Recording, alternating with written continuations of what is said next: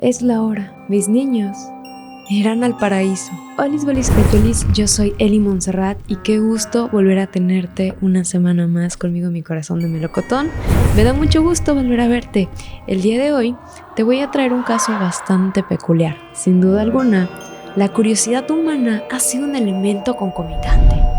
Continuamente, el ser humano ha sentido una gran fascinación por los fenómenos paranormales y sucesos inexplicables. Hoy estoy a punto de relatarte la historia de Andrea Yates, que lamentablemente acabó con la vida de 5 de sus hijos. Es la hora, mis niños irán al paraíso. Acorralada por una psicosis posparto, Andrea Yates acortó la vida de sus pequeños hijos, que lucharon por vivir. Llamó al 911 y confesó su atroz crimen. Sus problemas psiquiátricos pasaron por encima y la extraña influencia de un pastor religioso. Los detalles de un escalofriante crimen que hace casi 20 años conmocionaron al mundo y dejó una sola pregunta: ¿podría haberse evitado este horror? Esta es una historia trágica que se podría haber evitado si tan solo se hubiera prestado atención a las innumerables señales de que la demencia se estaba acercando de manera fatal. Andrea Pia Kennedy Yates, pero ni su marido, ni su suegra, ni siquiera los médicos o su propia madre fueron lo suficientemente rápidos y empáticos para prevenir el horror de un día del 2001. Andrea Pia Kennedy, durante su adolescencia, comenzaron los primeros indicios de que algo andaba mal en su vida. Primero, manifestó un desorden alimenticio, bulimia. Luego, su ánimo decayó y tuvo una depresión. A los 17 años, le llegó a confesar a un amigo que cada tanto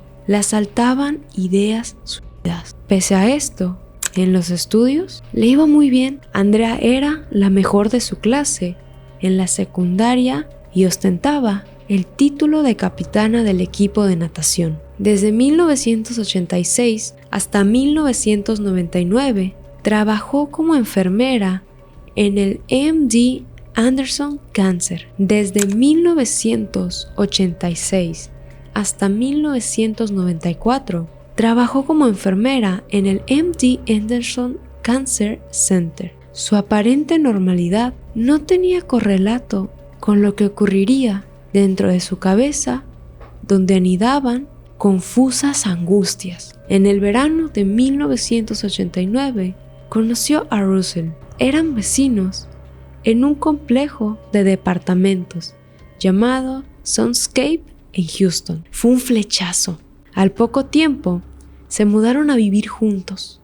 El 17 de abril de 1993 se casaron. En la misma boda, anunciaron que buscarían tener tantos bebés como la naturaleza lo permitiera. Para maternizar sus deseos, compraron una casa de 4 habitaciones en Friendswood, Texas. Era lo suficientemente grande para todos esos hijos que soñaban. La pareja, por convicción, no utilizaba ningún método anticonceptivo o alguna técnica para evitar concebir. Así que rápidamente, Andrea quedó embarazada. El 26 de febrero de 1994 nació el primogénito Noah Jacob. Fue justo en ese momento que Rusty, un experto en computación en la NASA, que ganaba unos $80,000 anuales, le pidieron, por razones de trabajo, vivir 6 meses en Florida. Decidieron trasladarse los 3 allí y se instalaron en una pequeña casa rodante. Aparentemente, todo iba con naturalidad, pero la verdad era que con cada hijo, el trabajo de Andrea se acrecentaba y su cabeza bullía. Los problemas graves emergieron con el nacimiento de Luke David, el 4º hijo varón de la familia. El 15 de febrero de 1999, Andrea tuvo ahí lo que todos creyeron era su primera gran depresión posparto. El miércoles 16 de junio de 1999 llamó a su marido porque estaba extremadamente ansiosa y no podía manejarlo. Rusty regresó a su casa y le encontró fuera de sí, temblando y mordiéndose las yemas de los dedos. Le costaba hablar, pero aún así logró decirle que necesitaba ayuda. Al día siguiente, Rusty condujo a su mujer y a sus 4 chicos a la casa de sus suegros. Creyó que allí estaría mejor contenida, pero esa misma tarde, mientras el resto de la familia dormía la siesta, ella se tragó 40 tabletas de un poderoso sedante que tenía recetado su padre. La dosis era suficiente para acabar con ella, pero su madre la encontró a tiempo para llevarla al hospital, donde le salvaron la vida. Esta sobredosis constituyó el primer intento concreto de suicidio.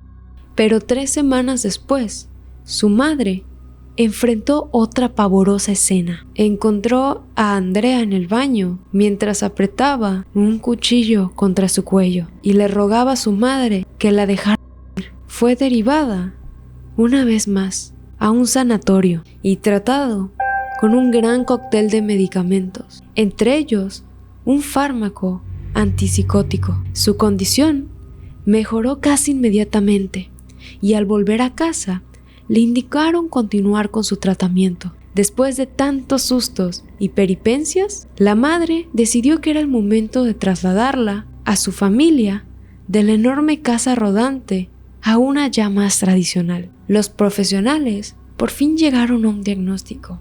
Andrea tenía psicosis posparto, una enfermedad muy poco frecuente que afecta a 1 de cada 1000 madres. Y esta no se debe de confundir con la depresión posparto, ya que esta se caracteriza por la pérdida del sentido de la realidad y provoca diversas alucinaciones y alteraciones graves del comportamiento. La primera psiquiatra de Andrea fue la Dr. Starbranch. Declaró que ella le había indicado al matrimonio que lo mejor era no tener más hijos, porque cada parto le garantizaría a Andrea una futura depresión psicótica. La madre de Andrea desoyó el consejo y Andrea no estaba preparada para empezar a tomar decisiones. Enseguida se volvió a embarazar y por ello en marzo del 2000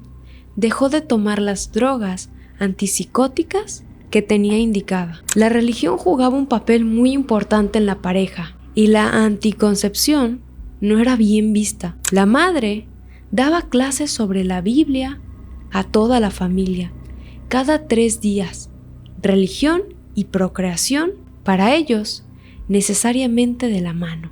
Mary, Débora, la 5ª hija, nació el 30 de noviembre de ese año. Andrea aparentaba estar bien, aunque, como los chicos, no iban a la escuela, sino que estudiaban en casa. Estaban siempre sobrecargados de trabajo. El 12 de marzo del 2001 murió el padre de Andrea. Padecía Alzheimer y ella, como hija y enfermera, había estado ayudando a cuidarlo durante los últimos 7 años. Esta pérdida terminó desencadenando un derrumbe psicológico.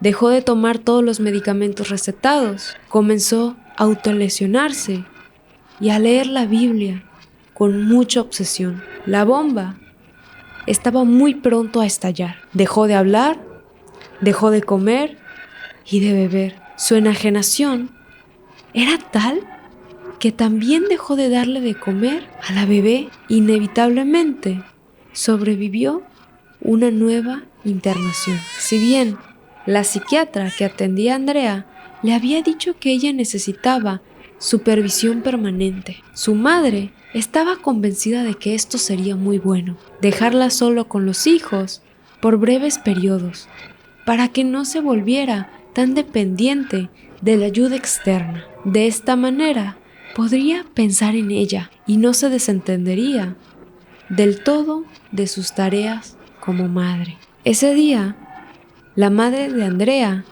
había combinado con su madre, Dora Yates, para que fuera a reemplazarlo. Dora llegaría en 1 hora. No le pareció que 60 minutos pudieran ser un problema.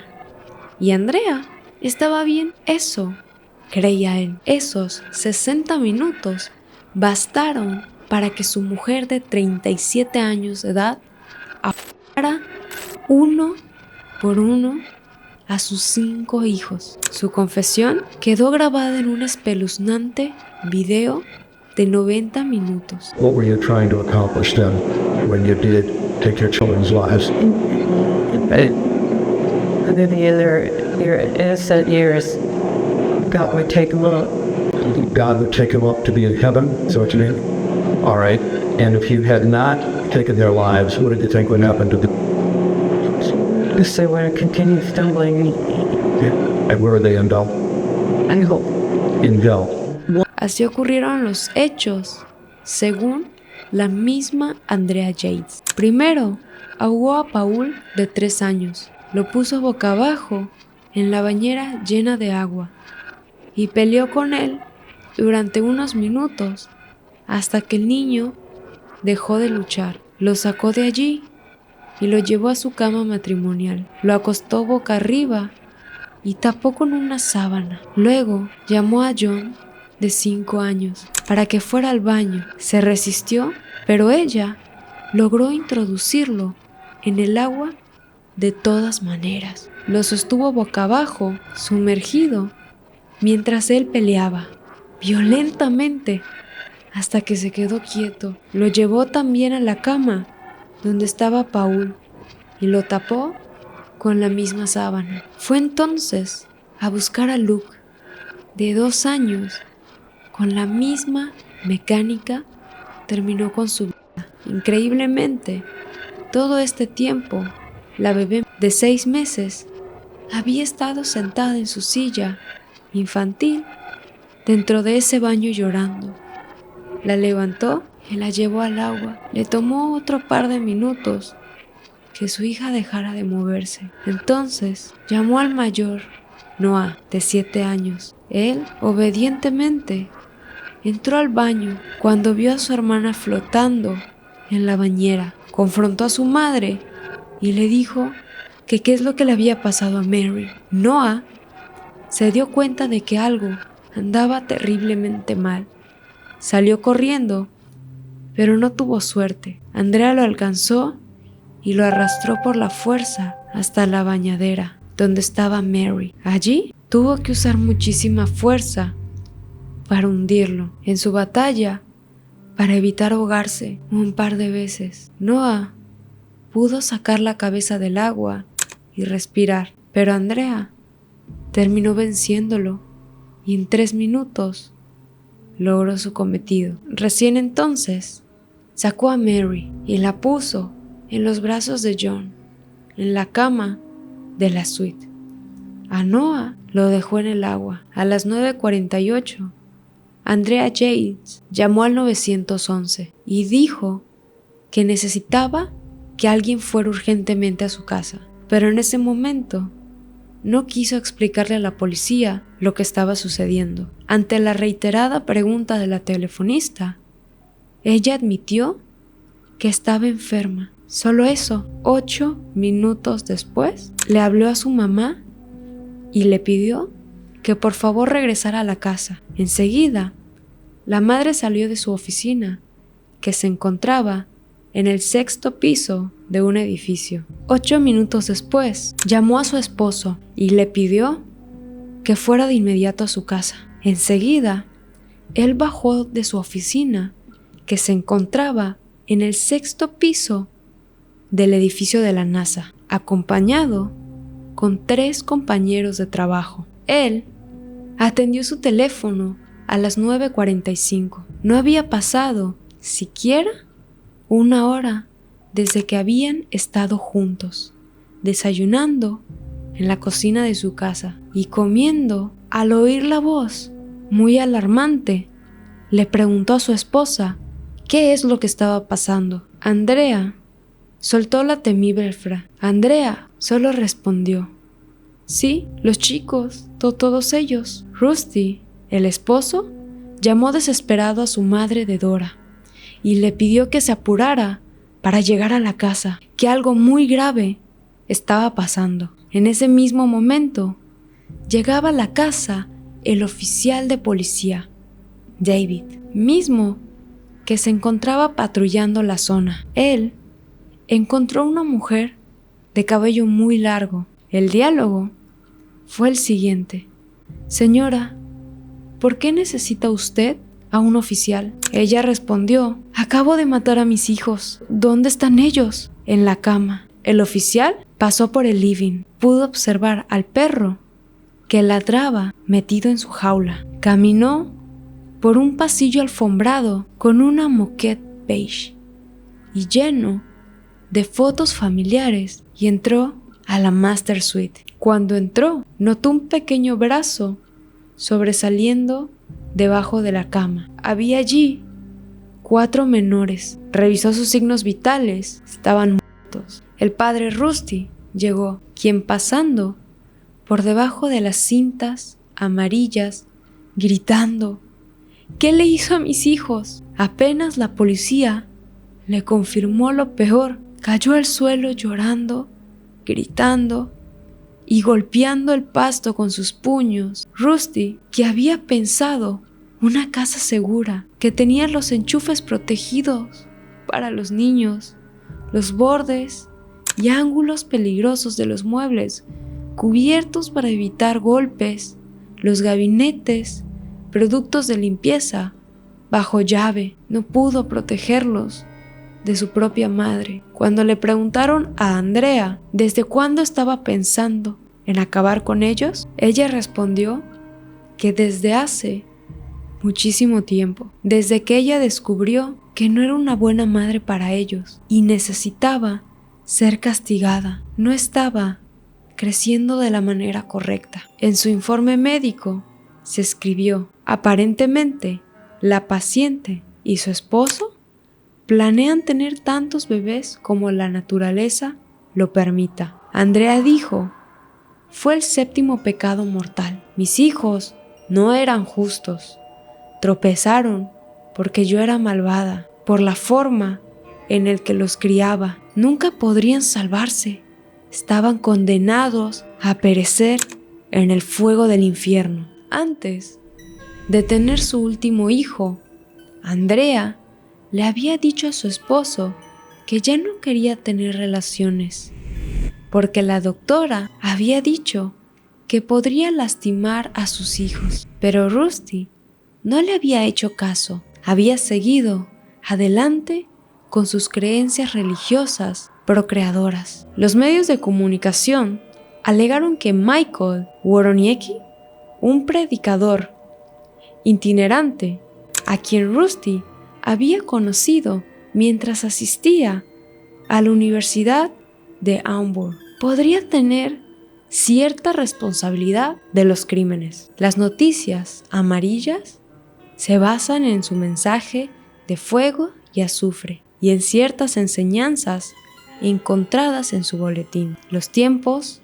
peligrosos, que la familia había recibido en varias ocasiones a raíz del veredicto de locura. El periodista Dave Chris dijo en ABC: las ilusiones de Andrea Yates fueron alimentadas por las creencias religiosas extremas de un extraño e itinerante predicador callejero llamado Michael.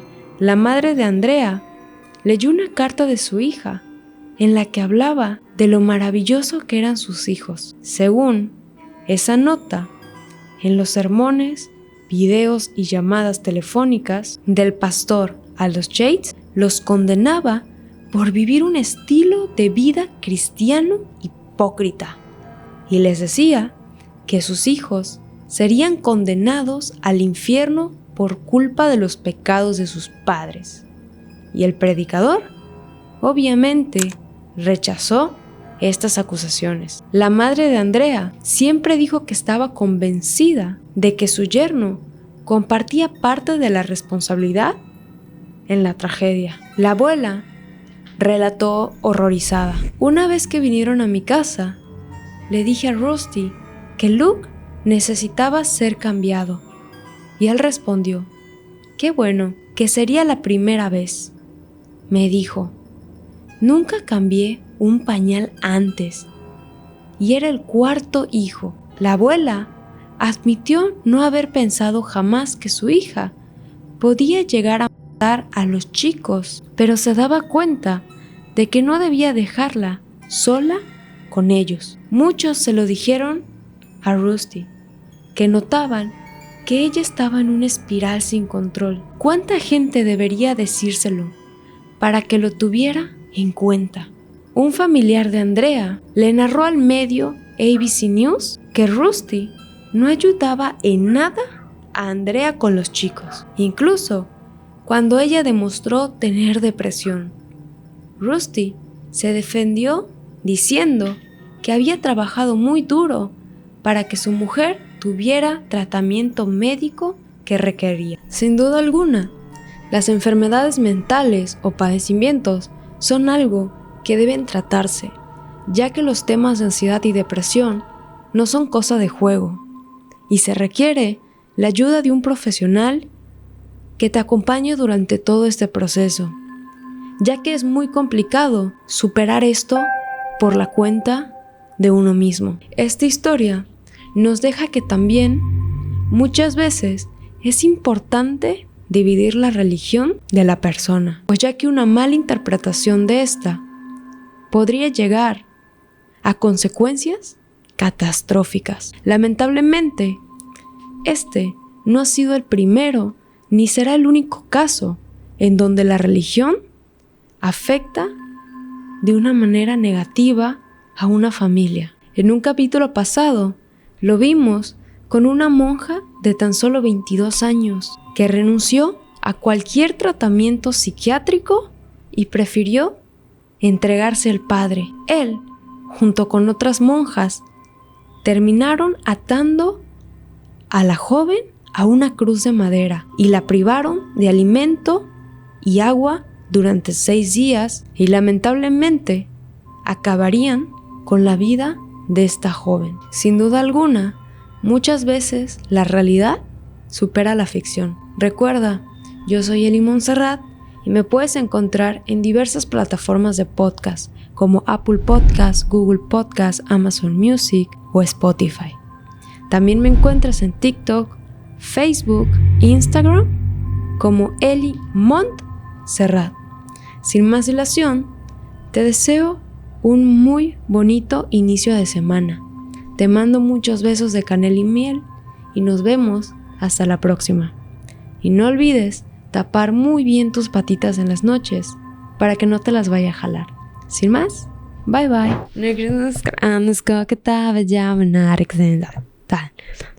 Ya, se movió.